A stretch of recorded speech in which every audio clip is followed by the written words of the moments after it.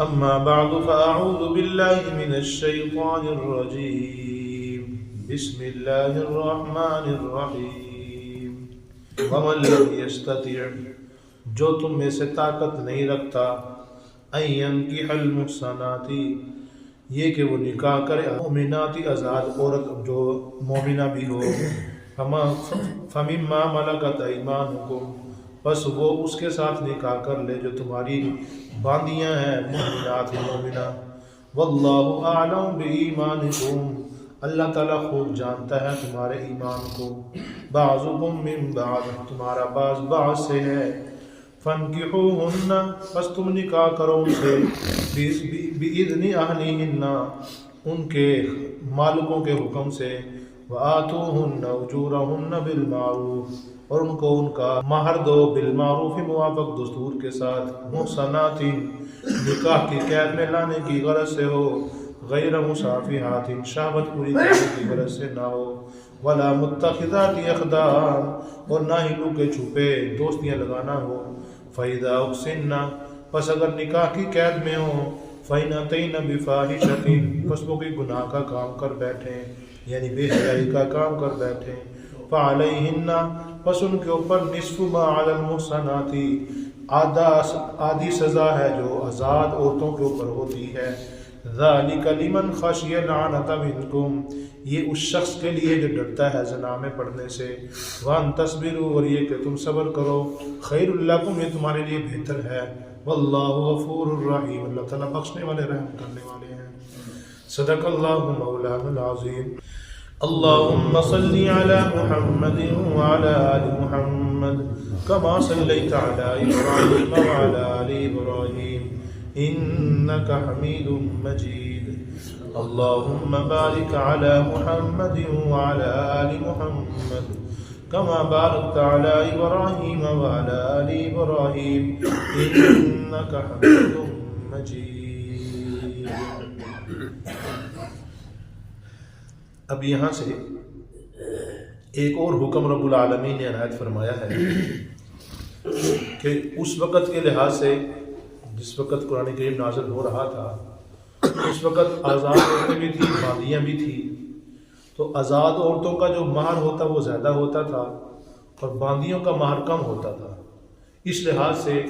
بعض لوگ آزاد عورتوں کا مہر نہیں دے سکتے تھے تو پھر ان کے بارے میں حکم ہے کہ تم میں سے کوئی طاقت نہیں رکھتا ہے کہ وہ آزاد عورتوں کا مہر ادا کر کے ان کے ساتھ نکاح کرے تو پھر اس کو چاہیے کسی باندی کے ساتھ نکاح کر لے. تو یہی حکم ہے فمن لم یستطع منکم طولا اور کوئی جو شخص تم میں سے آزاد عورتوں سے نکاح کرنے کی طاقت نہیں رکھتا تو فمما ملکت ایمانکم من فتیاتکم المؤمنات تو جو تمہاری آپس کی باندیاں ہیں اور وہ ہے بھی مومنہ ان سے پھر نکاح کر سکتے ہو ان سے نکاح کر لو تاکہ مہر بھی کم ہو اور تمہارا نکاح والا نظام بھی چل سکے. واللہ اعلم بایمانکم لیکن یہ ذہن میں رکھنا کہ اللہ تمہارے ایمان کو جانتا ہے. اللہ کو پتہ ہے کتنے ایمان والے ہیں کیسے ایمان والے نہیں ہیں. اللہ تعالیٰ کو سب کے ایمان کا پتہ ہے. آگے فرمایا بعضکم من بعض لیکن یہ نہیں سوچنا کہ وہ تو باندیاں ہیں ہم آزاد ہیں ہمارا نسب اور ہے اس کا نسب اور ہے فلاں نہیں بلکہ ذہن میں یہ بات لانی ہے کہ تم ہو تو انسان آدم علیہ السلام کی اولاد میں سے ہی ہو وہ بھی آدم علیہ السلام کی اولاد میں سے ہے تو جس عورت کے ساتھ نکاح کر رہا ہے اگرچہ وہ باندی ہے پھر بھی ہے تو آدم علیہ السلام کی اولاد ہی کوئی اور نسل تو نہیں ہے. مطلب یہ ہے کہ ہو تم آپس میں ایک ہی ہو یہ تو صرف بعد میں وہ باندی بن گئی تم آزاد ہی رہے وگرنہ ہو انسان ہونے میں ایک ہی تم. لہذا فانکحوہن بإذن اہلہن تو ان کے ساتھ ان کے مالکوں کے حکم کی وجہ سے یعنی مالکوں کی اجازت کے ساتھ ان کے ساتھ نکاح کر سکتے ہو. ان کے مالک ہیں ان کے مالک سے پوچھ لو تو وہ اگر اجازت دیتے ہیں ان کے مالک ٹھیک ہے جی تم میری باندی کے ساتھ نکاح کر لو کام صاحب میرے کرے گی لیکن نکاح میں تیرے رہے گی پھر بھی ٹھیک ہے کوئی مسئلہ نہیں ہے تو اس میں وہ اجازت دے دو پھر نکاح کر لو لیکن نکاح کے ساتھ ساتھ کیا ہے وآتوہن اجورہن بالمعروف ان کا جو مہر بنتا ہے وہ مہر بھی دینا ہی دینا ہے. مہر کو نہیں رکھنا ہے مہر ان کو دینا ہی دینا ہے. محصنات غیر مصافحات نکاح کی قید میں لانا مقصد ہو غیر مصافحات صرف شہوت پوری کرنا مقصد نہ ہو یعنی نکاح کا مقصد نکاح ہی ہو بس مقصد کیا ہے نکاح کا؟ مطلب یہ ہے کہ چونکہ نکاح میں انسان کے اوپر ذمہ داریاں آتی ہیں، عورت کے اوپر بھی مرد کے اوپر بھی، تو ذمہ داریاں پوری کرنا مقصد ہو، ٹھیک ہے یہ ہم دوسرے کا خیال کرتے ہوئے زندگی گزاریں گے۔ ایک رب العالمین نے چونکہ انسان کے ساتھ ایک خواہش بھی لگا دی ہے تو وہ خواہش بھی پوری ہوتی رہے گی، اور ساتھ ساتھ ایک دوسرے کا خیال کرتے ہوئے زندگی بھی سکون سے گزرتی رہے گی۔ تو میاں بیوی کا تعلق صرف وہی نہیں کہ انسان میاں بیوی والا تعلق ہی قائم کرے تبھی زندگی گزرتی ہے، نہیں، بلکہ باقی بھی چیزیں ہیں کہ انسان اس کے ساتھ بڑی جو نا چیزیں اپنی وہ زندگی گزارنے کے لیے بڑے مراحل ہوتے ہیں تو وہ انسان عورت کے ساتھ طے کر سکتا ہے، تو وہ انسان اس کے ساتھ طے کرتا رہے۔ غیر مسافحات، صرف خواہش پوری کرنا مقصد نہ ہو، ولا متخذات اخدان، اور نہ ہی لکے چھپے کسی سے دوستی کرتا ہو، یعنی کوئی عورت اس کو پسند آ گئی ہے اب اس کے ساتھ لکے چھپے دوستیاں کر رہا ہے، ایسا نہیں ہونا چاہیے، بلکہ انسان کو سوچنا چاہیے کہ رب العالمین نے مجھے انسان بنایا ہے اور میرے اوپر کچھ احکامات لاگو ہیں، اللہ کی طرف سے میرے اوپر احکامات ہیں، میں نے ان کے اوپر ہی عمل کرنا ہے، اس کے مطابق ہی زندگی گزارنی ہے۔ اگر انسان لکے چھپے کسی کے ساتھ دوستی کرے گا تو یہ رب العالمین نے منع کیا ہوا ہے۔ اگر کسی کے ساتھ ایسے لکے چھپے دوستی کر لی تو کل قیامت کے دن جواب دہ ہوگا، یہ حکم کی نافرمانی ہے۔ فَإِذَا أُحْسِنَّ فَإِنْ أَتَيْنَا، لیکن اگر کسی وقت وہ اللہ نہ کرے کسی عورت کے ساتھ کسی عورت سے زنا ہو جائے اور وہ ہے بھی باندھی تھی، اب اس کی سزا کیا ہوگی؟ فَعَلَيْهِنَّ نِصْفُ مَا عَلَى الْمُحْصَنَاتِ مِنَ الْعَذَابِ، اب اس کی سزا یہ ہوگی جتنی سزا ایک آزاد عورت ہو لیکن غیر منقوہ ہو، اس کی جو سزا ہوتی ہے اس کی آدھی سزا اس کو ملے گی۔ مطلب ایک آزاد عورت ہے اور ہے بھی غیر منقوہ ہے، اس کا نکاح نہیں ہویا ہوا، اس کو 100 کوڑے لگتے ہیں اگر اس نے زنا کر لیا تو۔ کتنے کوڑے لگتے ہیں؟ 100۔ اب باندھی کو پھر کتنے لگیں گے؟ آدھے، مطلب 50۔ تو یعنی کہ اس کی سزا بھی آدھی ہے، تو گویا کہ اگر خدا نہ خواستہ ان سے اگر جو باندھی ہیں ان سے گناہ ہو جائے زنا والا تو پھر ان کے اوپر سزا بھی آدھی ہے۔ آگے فرمایا ذَلِكَ لِمَنْ خَشِيَ الْعَانَةَ مِنْكُمْ، یہ جو حکم دیا ہے نا کہ باندھیوں کے ساتھ نکاح کر لو، باندھیوں کے ساتھ نکاح کر لو،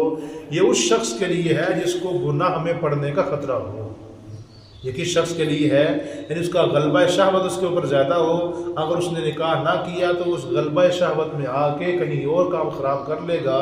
زنا میں پڑ جائے گا، تو زنا میں اگر پڑنے کا خطرہ ہو تو پھر اس کو چاہیے کسی باندھی کے ساتھ نکاح کر لے تاکہ اس کی شہوت بھی ختم ہو جائے اور اس کی زندگی بھی سکون سے گزرتی رہے، گناہ میں بھی نہ جائے۔ وَأَن تَصْبِرُوا خَيْرٌ لَكُمْ، لیکن اگر شہوت کے اوپر غلبہ پا سکتا ہے، غلبہ انسان کر سکتا ہے، جیسے کہ حدیث میں آتا ہے جو انسان نکاح کی طاقت نہیں رکھتا وہ روزے رکھے، تو روزے زیادہ رکھے گا تو انسان کی شہوت ختم ہو جائے گی۔ اس لحاظ سے رب العالمین نے فرمایا کہ جو تم میں سے ایسا ہو کہ وہ صبر کر سکتا ہے تو خیر لکم، یہ باندیوں سے نکاح کرنے سے بہتر ہے، کیونکہ جب انسان باندی کے ساتھ نکاح کرے گا اس کے یہاں اگر بچہ پیدا ہو گیا، اب وہ جو بچہ ہوگا وہ بھی غلام ہی ہوگا، تو بڑے مسائل پیدا ہو جائیں گے، آگے سے غلام ہی سے غلام، عجیب سا ماحول بن جائے گا۔ لہٰذا اگر شہوت کی طرف نہیں جا سکتا تو ایسے انسان کو چاہیے کہ صبر کرتا رہے، اگر رب العالمین طاقت دے تو پھر کسی آزاد عورت سے نکاح کر لے، باندیوں سے نکاح نہ کرے، لیکن اگر غلبہ شہوت زیادہ تو پھر اس کو چاہیے کہ نکاح کر لے تاکہ وہ زنا میں نہ پڑے۔ واللہ غفور الرحیم، اللہ پاک معاف کرنے والے ہیں، رحم کرنے والے ہیں۔ مطلب یہ کہ جو انسان اللہ کے احکامات میں